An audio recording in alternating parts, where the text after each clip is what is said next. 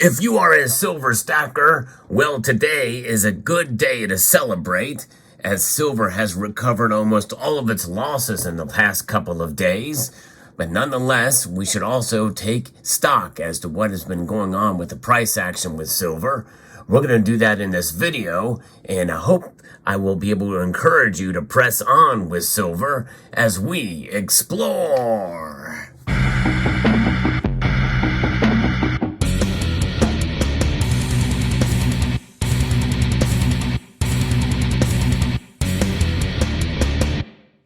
A good day to celebrate indeed, but when the prices go down, that's a time to celebrate as well, because we know there is a bottom somewhere with silver, and we may be seeing it from time to time with the price actions we've been seeing lately. But nonetheless, silver's market today, moments before they close down, is up. Silver is up over 2.5% right now, moments before the markets close, at $22.99. That's a 56% increase, with the lowest we've seen today at around $22.38.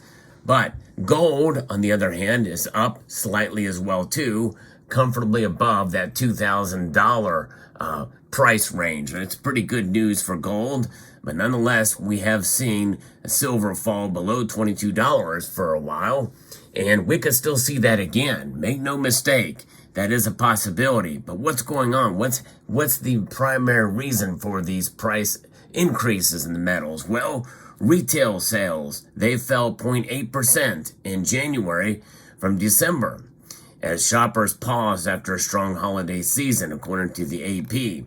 And that is having an effect on the back end of what we're seeing with inflation. And inflation data is something that is surprised folks, that we've seen inflation now drop to 3.1%, down from 3.4% year over year. Now that's celebrated, and that's a good thing. But the thing is how are they analyzing these numbers? How are they putting these numbers out to us? We're skeptical to a large degree because of the chefs at the Cook the Books Club you hear me talking about on this channel. And what is this? Well, the dollar still is losing about 3.1% year over year. It's losing its value. How does that equate? Well, if you take a look at a year ago where inflation was from the year prior to that, it was well over 8% or 7%. So it's stacking up. It's just doing it at a lower rate. That's called disinflation. We are not in a deflationary period. Prices are not going down. Gas prices are actually going up right now again. So we could see that number, CPI, the Consumer Price Index, move back the other way. The Consumer Price Index, by the way, only has inflation as one of the metrics that it uses to measure. It looks at price increases as well as inflation. Inflation, by the way, really, when you think about it, is nothing more than just the Federal Reserve printing more of these. The more of these that are in circulation, and by the way, it's not just physical dollars like what you see here, it's also the amount that is being distributed electronically around the entire globe. And so those are the things you have to keep in mind and consider when it comes down to what affects the silver price. The silver price, though, today is now increased in such a rate where gold was up 0.6%, silver was up over 2.5%. That lets us know that now we're starting to see the gold to silver ratio narrow to 87.54. Still very high ratio, no question about that, folks. However, when you think about it, silver's price reaction to these new economic data tells us something. It tells us that it is flying in the face of silver as a commodity. It is reacting as a monetary metal, just in a hyperbolic speed. In other words, inflation data coming down low, which means that essentially that could be a good bolster for the economy, which means more demand for silver. Silver's price should go up. But instead, it dropped. It dropped surreptitiously down below $22 an ounce, when it really should be going up based off that metric. But it just goes to show you that the knee-jerk reaction to economic conditions are having an impact on silver as a monetary metal. I think that is quite profound. And on the opposite end of the spectrum, today we are seeing silver's comeback over 50 cents an ounce, 56 cents an ounce right now, for the exact opposite movement there, reacting based off of the dollar index. The dollar index is down. It is down to 104.28 as I record this video. And that means that silver's reacting to that as a monetary metal, I feel. And days like this, we can celebrate. And we all should also celebrate when it goes down because of reasons like this. And so therefore, when you take into the account the psychology of the markets and why silver moves the way it does, based off of that psychology, if they're starting to see this as a metal that is kind of like gold, which is historically how it has been, it's just in the last 10 years or so, we've seen that divergence. We've seen silver as the most versatile metal in the periodic table, but we also see, because of that, as an industrial metal especially, it is seen more as a commodity. So in days like today and yesterday and the day before, we can celebrate silver. No question about it. Now, let's talk a little bit about what's down the road for silver. I think we're going to continue to see some pressure on the prices for the metal as we head into the summer. And one way we know that is by what the Fed is going to do or what they're not going to do.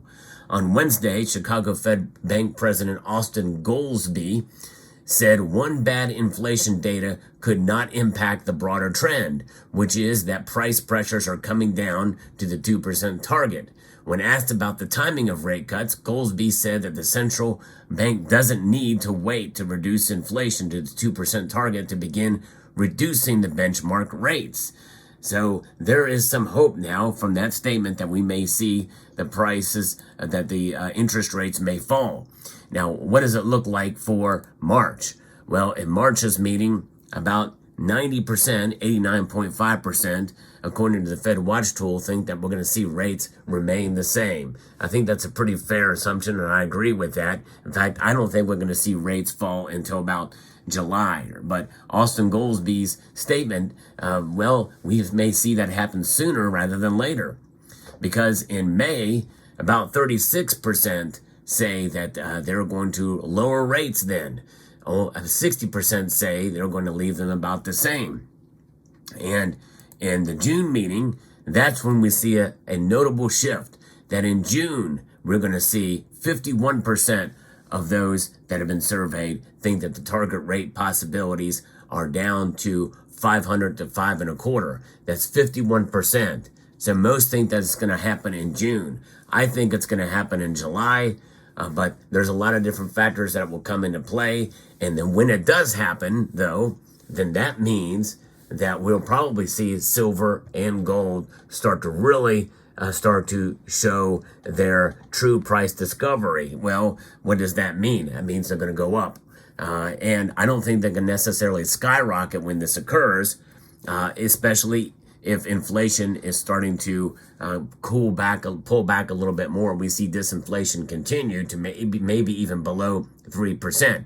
If inflation stays above 3% and they do lower rates, then I think we may see silver and gold climb up maybe at a faster pace. But nonetheless, it is quite something to see and witness here. But nonetheless, patience is the key here. And we're going to continue to track this on this channel. And but watching silver's move today, I think, is quite telling, because it means that it is reacting, I think, mostly as a monetary metal. And it's about time. This is something we've been wanting for quite a while. It's just not really borne itself to be the case, which is why we've had the high gold to silver ratio.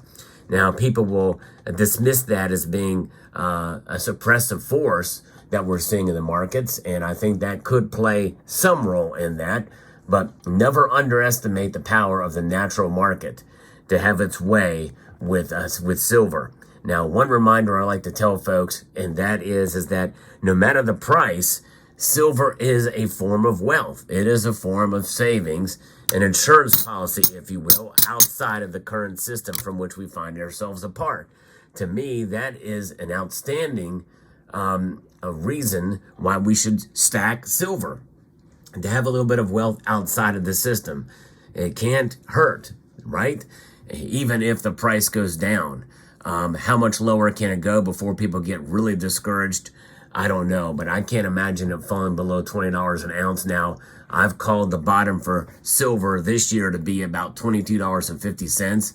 It broke through that pretty hard in the last couple of days, but now here we are, right at the cusp of $23 an ounce with silver's price. Will that continue? I don't know. Will the price continue to fall and pull back the other way? Will it be like a crazy hamster wheel, just spinning the wheels, rolling around and around? Possibly.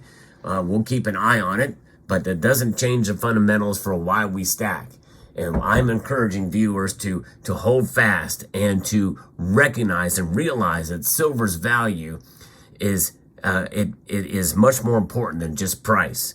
So I hope you found this video informative, insightful, and educational. I'd like to extend a multitude of gratitude to you all for watching and encourage you to please rate, share, comment, and